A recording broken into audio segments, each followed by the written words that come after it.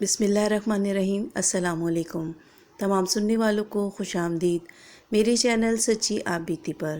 تو جن دوستوں نے ابھی تک میرے چینل سچی آپ بیتی کو سبسکرائب نہیں کیا ہے وہ اسے سبسکرائب کریں اور بیل کے بٹن کو پریس کریں تاکہ آپ کو ملتی رہے چینل پر آنے والی تمام اپڈیٹ۔ جو دوست میرے چینل پر ابھی نئے آئے ہیں انہوں نے میرے چینل کو ابھی سبسکرائب کیا ہے، میں اپنے نیو سبسکرائبر کو خوش آمدید کہتی ہوں۔ جو دوست اپنی سچی آپ بیتی میرے ساتھ شیئر کرنا چاہتے ہیں وہ انسٹاگرام پر آ کر اپنی سچی آپ بیتی میرے ساتھ شیئر کر سکتے ہیں۔ اور آپ تمام لوگوں کا بے حد شکریہ جنہوں نے میرے چینل کو پسند کیا اور اس کے لیے مجھے بہت سی دعائیں بھیجی ہیں۔ آپ تمام دوست میرے نیو چینل منو سلوا پر بھی مجھے جوائن کر سکتے ہیں اور اس پہ مزے کی ریسیپی میں آپ لوگوں کے ساتھ شیئر کروں گی اور اس کو ضرور ٹرائی کیجیے گا۔ تو چلیے آج کی سچی آپ بیتی کی طرف بڑھتے ہیں۔ آج کی سچی آپ بیتی کراچی سے ہمیں اسامہ نے بھیجی ہے۔ سنتے ہیں اسامہ کی سچی آپ بیتی۔ اسامہ بتاتے ہیں کہ یہ قصہ ان کی سسٹر کی فیملی کے ساتھ پیش آیا جو کہ گلشن اقبال کے ایک بہت ہی مشہور اپارٹمنٹ میں اپنی فیملی کے ساتھ رہتی تھیں۔ میں آپ لوگوں کے ساتھ اس اپارٹمنٹ کا نام شیئر نہیں کر سکتا۔ یہ چھوٹے سے اپارٹمنٹ تھے 3 کمروں کے، اس میں ڈرائنگ روم اور ڈائننگ روم کوئی الگ نہیں تھا، بس 3 کمرے چھوٹے سے تھے۔ میری سسٹر اپنی فیملی کے ساتھ وہاں رہتی تھی۔ ان لوگوں کو ہر وقت وہاں کچھ عجیب سا ہی محسوس ہوتا تھا۔ تمام وقت ان لوگوں کو ایسا لگتا کہ جیسے ان لوگوں کے ساتھ اس گھر میں کوئی اور بھی رہتا ہے۔ عجیب سے احساس، کبھی کسی کا ایسا لگنا کہ کوئی اس کمرے سے نکل کے اس کمرے میں گیا ہو یا کوئی کچن میں ہو، یا کبھی ایسا لگتا کہ جیسے باہر جو بالکنی تھی وہاں کوئی ان کو شیڈو سا نظر آتا تھا۔ خیر وہ کہتی ہیں کہ اس طرح کی چیزیں تو ان کی موجودگی تو لازمی ہوتی ہے اور وہ ہر جگہ ہو سکتی ہیں، بس یہ کہ ہمیں نظر نہیں آتی، مگر وہ اپنا وجود رکھتی ہیں۔ اس چیز کو خالی آپ فیل ہی کر سکتے ہیں، اور کبھی ایسا بھی ہو سکتا ہے کہ آپ کو نظر آئیں، مگر بہت کم ایسا ہوتا ہے کہ وہ چیزیں آپ کو نظر آئیں، مگر ان کا جو احساس ہے وہ آپ کو ضرور محسوس ہو جاتا ہے۔ ایک دن میری سسٹر ڈرائنگ روم میں، جس کو کہ انہوں نے ڈرائنگ روم بنایا ہوا تھا، ویسے تو وہ تمام چیز اس کے لیے ہی استعمال ہوتا تھا مگر اس کو ڈرائنگ روم کے طور پہ بھی وہ لوگ یوز کرتے تھے، تو میری سسٹر وہاں بیٹھی ہوئی اپنے کپڑے پریس کر رہی تھیں اور انہیں کہیں جانا تھا تو ان کو جلدی بھی تھی، تو انہوں نے اسی روم میں اپنے جو کپڑے تھے وہ چینج کر لیے۔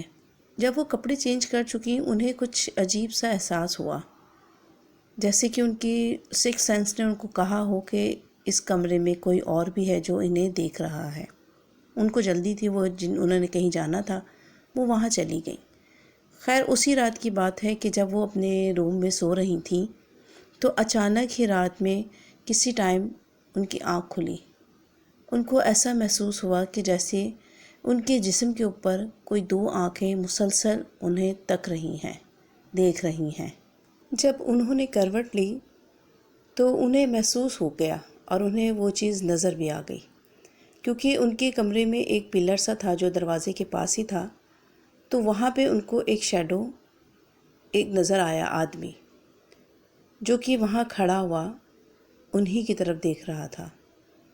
اس کی آنکھیں اور صرف دانت اس کے چہرے پہ نمایاں تھے، جیسے کہ وہ ہنس رہا ہو، ان کا مذاق اڑا رہا ہو، اور وہ ان کو دیکھ رہا تھا۔ انہوں نے اس چیز کو دیکھا مگر جان بوجھ کے اپنے آپ کو اس طرف متوجہ نہ کیا اور کروٹ بدل کر دوسری طرف منہ کر کے لیٹ گئیں۔ مگر تھوڑی دیر بعد انہیں احساس ہوا، انہوں نے کہا کہ ہو سکتا ہے میرا وہم ہو، میں دوبارہ پلٹ کر دیکھتی ہوں کہ کیا وہ چیز وہاں پر موجود ہے۔ جب انہوں نے واپس کروٹ لی اور اس طرف دیکھا تو وہ چیز، وہ وجود بدستور وہاں اسی طرح کھڑا انہیں دیکھ رہا تھا۔ اب تو ان کے رونگٹے کھڑے ہو گئے اور انہیں خوف بھی آیا۔ خیر انہوں نے اپنے خوف کے اوپر قابو پایا اور آیت الکرسی پڑھی۔ جب انہوں نے آیت الکرسی تمام پڑھ لی تو انہوں نے آنکھیں کھول کے دوبارہ دیکھا تو وہ وجود وہاں پر نہیں تھا۔ انہوں نے ہمت کی اور بلند آواز میں اس چیز کو مخاطب کیا۔ انہوں نے کہا کہ برائے مہربانی آپ جو بھی ہیں اور یہاں پر رہتے ہیں، شوق سے رہیں، مگر مجھے، میری بچیوں کو اور میرے بیٹے کو، یعنی کہ میری فیملی کو آپ لوگ بالکل بھی ڈسٹرب نہیں کریں گے، تنگ نہیں کریں گے، نہ ہم آپ کے کسی کام میں مداخلت کریں گے اور نہ ہی آپ کیجیے گا۔ ہمارے جو روزمرہ کے کام ہیں وہ تو ہمیں کرنے ہی ہیں، نہانا ہے، دھونا ہے، کھانا بنانا ہے، جو بھی ہے ہمیں وہ کرنا ہے۔ تو برائے مہربانی آپ لوگ یہاں رہتے رہیں، مگر میری فیملی سے آپ لوگ پلیز دور رہیے گا۔ پھر دوسرے دن انہوں نے اپنے گھر کے کسی بھی فرد سے اس چیز کا ذکر نہیں کیا۔ میری جو سسٹر تھی وہ سیکنڈ فلور پر رہتی تھی اور فرسٹ فلور پر ہماری ایک جاننے والی مطلب دور پر ایک رشتہ دار تھی، اور ان کے گھر میری سسٹر کا اور ان کا آنا جانا تھا۔ تو میری سسٹر نے ان سے اپنا جو رات والا واقعہ تھا وہ شیئر کیا۔ جو ان کے ہسبینڈ تھے وہ تھوڑا بہت علم رکھتے تھے، اور جب انہوں نے یہ بات بھی سنی تو انہوں نے کہا کہ بھابھی، میں آپ لوگوں سے پہلے یہاں پر رہتا ہوں اور میں جانتا ہوں کہ یہ پورے اپارٹمنٹ میں نا اس طرح کی چیزیں ہیں، تو آپ ذرا جب بھی کپڑے وپڑے چینج کیا کریں یا جو ایسے کام ہوں، آپ لوگ ذرا بلند آواز میں بسم اللہ پڑھ لیا کریں۔ اس طرح سے شیاطین آپ لوگوں کو دیکھ نہیں سکتے۔ آئندہ آپ اس چیز کا دھیان رکھیے گا، اور بچیوں کو بھی خاص طور پر کہیں کہ وہ بالکل بھی جب بھی کمرے میں اکیلی ہوں یا کپڑے چینج کریں یا جو بھی ایسے کام ہوں تو اس سے پہلے بسم اللہ ضرور پڑھ لیا کریں۔ پھر میری بہن کی فیملی نے احتیاط شروع کی، مگر ان چیزوں کا احساس انہیں وقتاً فوقتاً ہوتا چلا گیا۔ پھر کچھ عرصے کے بعد، تقریباً 15 سے 20 دن کے بعد، میری بہنوئی کی پوسٹنگ سکھر میں ہوئی، تو میری بہن اپنی دونوں بیٹیوں کے ہمراہ سکھر روانہ ہو گئی، مگر ان کا بیٹا، اسے کوئی پیپر دینا تھا جس کی تیاری کے لیے وہ وہیں رک گیا، مگر جاتے ہوئے میری بہن نے اسے خاص طور پہ تاکید کی کہ بیٹا جیسے ہی پیپر ختم ہوگا تم فوراً ہی سکھر آ جانا، اور احتیاط کرنا کہ رات تم اس گھر میں نہیں سونا، سارا دن چاہے تم رہو مگر رات میں آپ نے اپنے ماموں کے گھر جا کے سونا ہے، یہاں اکیلے آپ نے نہیں سونا۔ اس نے اپنی والدہ کو کہا کہ ٹھیک ہے، جیسا آپ کہہ رہی ہیں میں ویسا ہی کروں گا۔ پھر اس دن وہ اپنے پیپر کی تیاری کی، اور رات میں تقریباً 12 ساڑھے 12 بجے اس کے جو بڑے ماموں رہتے تھے قریب ہی، وہ ان کے گھر چلا گیا، میرا بھانجا۔ مگر اگلے دن اسے لیٹ ہو گیا، وہ اپنے پیپر کی تیاری کر رہا تھا تو اسے وقت گزرنے کا احساس ہی نہیں ہوا۔ جب وہ پڑھ رہا تھا تو اسے اپنے آس پاس کچھ حرکات محسوس ہوئیں، جیسے بیڈ کے اوپر کسی کے بیٹھنے کی، یا کچن میں سے کسی کے نکلنے کی، یا خاص طور پہ وہ ڈرائنگ روم، وہاں سے بلب جلنے کی اس کو روشنی نظر آئی۔ اس نے کہا کہ شاید میرا وہم ہے۔ اس نے اپنے وہم کو جھٹکا، اس نے کہا کہ میں ایسا کرتا ہوں کہ سو جاتا ہوں، ٹائم ایسا ہے کہ کسی کو جا کے پریشان کرنا اچھا نہیں لگے گا، اور صبح ہوتے ہی میں اپنے ماموں کے گھر چلا جاؤں گا۔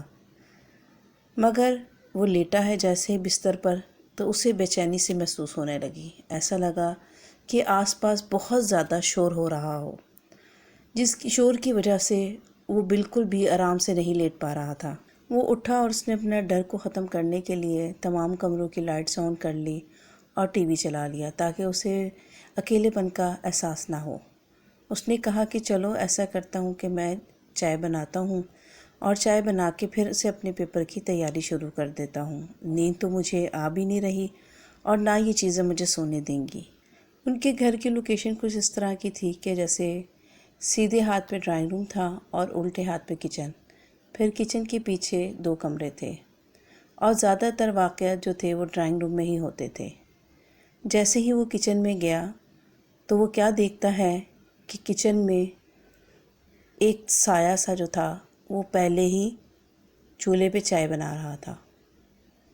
وہ دیکھتے ساتھ ہی اس بچے کو بہت زیادہ خوف آیا، مگر اپنے ڈر کو اس نے ختم کرنے کے لیے کچن سے واپس پلٹنے کی کوشش کی، مگر اسے اس کا نام پکار کر کسی نے بلایا۔ جب اس نے اس طرف دیکھا تو وہ اس چہرے کی بتا نہیں سکتا کہ وہ چہرہ کس طرح بھیانک چہرہ تھا۔ اس لڑکے نے آؤ دیکھا نہ تاؤ، اور گھر کو کھلا چھوڑ کر وہ ننگے پاؤں اپنے گھر سے باہر بھاگ گیا اور اپنے ماموں بڑے ماموں کے گھر پہنچ گیا۔ جب اپنے بڑے ماموں کے گھر گیا تو وہ اس ٹائم اس کے آنے کو انہوں نے محسوس کیا کہ اتنی رات میں یہ اکیلا اور اس حال میں. پھر اس نے اپنے ماموں کو بتایا کہ گھر میں اس طرح میرے ساتھ واقعہ ہوا. تو انہوں نے کہا کہ بیٹا ابھی چلتے ہیں، تم گھر کھلا چھوڑ آئے ہو تو مناسب نہیں ہے. مگر اس نے کہا کہ مجھے بہت زیادہ خوف آ رہا ہے، میں تو کسی صورت بھی اپنے گھر واپس نہیں جاؤں گا ماموں، اگر آپ نے جانا ہے تو آپ اکیلے جائیں. تو انہوں نے کہا کہ ٹھیک ہے، ہم صبح چلیں گے. پھر وہ رات ان لوگوں نے فجر تک انتظار کیا اور فجر کی نماز پڑھ کے وہ اپنے ماموں کے ساتھ اپنے گھر آیا. جب وہ گھر آیا تو وہ دیکھتا ہے کہ پورے گھر کی لائٹیں آن ہیں اور ٹی وی ویسے ہی چل رہا ہے. پھر اس کے جو باقی کے دن تھے وہ اس گھر میں نہیں رہا، وہ اپنے بڑے ماموں کے گھر ہی سویا. پھر کچھ دنوں کے بعد میری بہن آئی اور پھر انہوں نے وہ گھر شفٹ کر لیا. تو یہ تھا واقعہ خلیل کا. امید کرتی ہوں آپ کو پسند آیا ہوگا. اس ویڈیو کو لائک کرنا اور اپنے دوستوں کے ساتھ شیئر کرنا مت بھولیے گا. مجھے اور اپنے پیاروں کو اپنی نیک دعاؤں میں ضرور یاد رکھیے گا. اور میں آپ کو بتا رہی ہوں کہ میرا نیا کوکنگ چینل ہے، اس کو بھی سبسکرائب کیجیے گا اور اپنے دوستوں کے ساتھ ضرور شیئر کیجیے گا.